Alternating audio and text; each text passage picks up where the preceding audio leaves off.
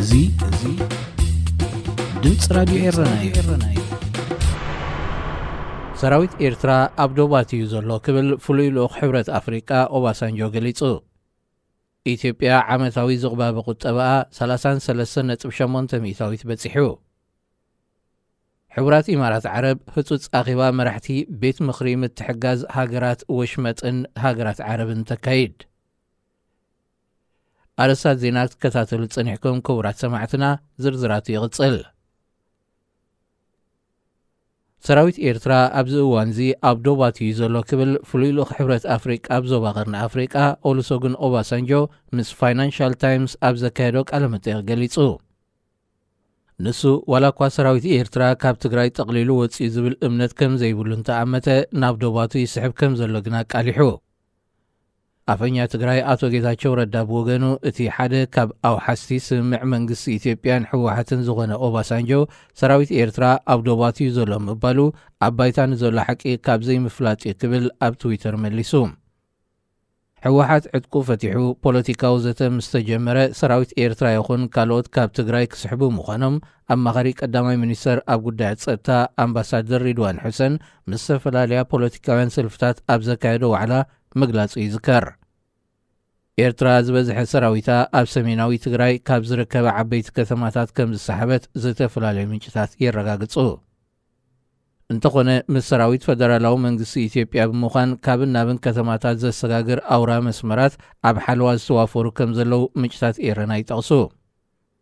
ሰራዊት ኤርትራ ኣብ ጫፍ ሰሜናዊ ትግራይ ኣብ ዶባት ካብ ዝርከበ ሓያሎ ዓድታት ግና ጠቕሊሉ ከም ዘይሰሓበ እቶም ምንጭታት የመልክቱ። ኣብ ኢትዮጵያ ዓመታዊ ዝቕባበ ቁጠባ 33.8 ሚእታዊት ከም ዝበጽሐ ዝተፈላለዩ ጸብጻባት ፋይናንስ ሓቢሮም። ምስቲ ኣብ ትግራይ ዝተወልዐ ኩናት ተተሓሒዙ ከም ቆልቁል ዝጸንሐ ቁጠባ ኣብ መፋርቕ ወርሒ ናይ ዝተዛዘመ ዓመተ 2022 ናብ ልዕሊ 35 ሚእታዊት ዓሪጉ ምንባሩ ክፍሊ ስታቲስቲክስ ኢትዮጵያ ገሊጹ። እቲ ዓመታ ምዝዛማ ናብ 33.8 ምውራዱ ዘመልከተት ክፍሊ ኣብ መጀመርያ እዋን ናይዛ ሓዳሽ ዓመተ 2023 ብዙሕ ለውጥታት ከም ዘይህሉ ኣሚቱ። ብመሰረት ጸብጻብ መርበብ ሓበሬታ ስታቲስታ ኢትዮጵያ መዝጊባቶ ዘላ መጠን ዝቕባበ ኣብ ዝሓለፈ 30 ዓመታት እቲ ዝበዝሐ ኣሃዝ እዩ። ክኢላታት ቁጠባ ብዝህብዎ ዘለዉ ትንተና ዝቕባበ ኢትዮጵያ ካብ 2 ዲጂት ናብ 1 ዲጂት ክወርድ ናይ ቁጠባ መቐይሮ ክፍጠር ወይ ድማ ብውሕዱ ን2 ዓመታት እታ ሃገር ዕቤት ሓፈሻዊ እቶት ከተመዝግብ ኣለዋ። ኢትዮጵያ ብሰንኪ ዘሎ ዝቕባበን ቅልውላው ቁጠባን ዋጋታት መሰረታዊ ሃለኽቲ ነገራት ቅድሚ 2 ዓመታት ካብ ዝነበሮ ብዕጽፊ ምንሃሩ ይግለጽ።